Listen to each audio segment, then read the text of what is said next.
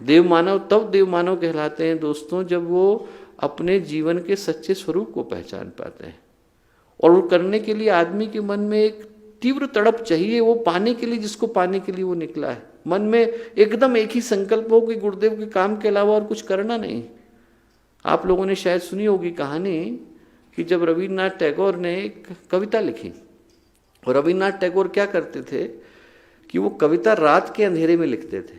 इधर से नाव को छोड़ा और वो जो नाव थी वो अपने आप धीरे धीरे धीरे जाती थी और दूसरे कोने में जाकर के लगती थी। और रात के अंधेरे में जब नाव बिल्कुल शांत होती थी तब उनका मन शांत होता था, कविता लिखते थे।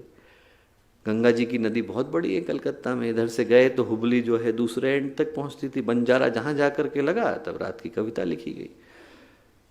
एक दिन रात में कविता लिख रहे थे, उन्हें थोड़े दिन पहले कविता लिखी थी, मैं भगवान से मिला, आई मेट गॉड। तो क्या हुआ, रात के अंधेरे में एक व्यक्ति आधी नदी को तैरता हुआ उस बंजारे पर आकर के चढ़ा, पूरा पानी से भीगा हुआ।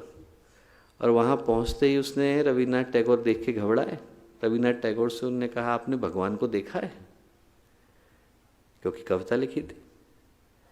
तो रविन्द्रनाथ टैगोर बोले कि 2 मिनट बैठो, चाय बनाता हूँ, फिर बात करेंगे।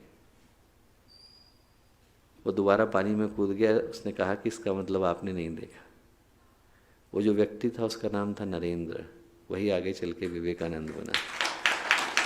जब प्रश्न जीवन से ज़्यादा बड़ा हो जाता है, जब आपको लगता है कि इसका उत्तर पाए बगैर मुझे जीवन में और कुछ करना नहीं है, तो आप विवेकानंद बन जाते हैं। और जब आपका प्रश्न इतना बड़ा होता है तो आपको गुरु भी वैसा ही मिलता है। विवेकानंद उसी प्रश्न को लेकर रामकृष्ण परमहंस के पास गए, बोले आपने भगवान को देखा है?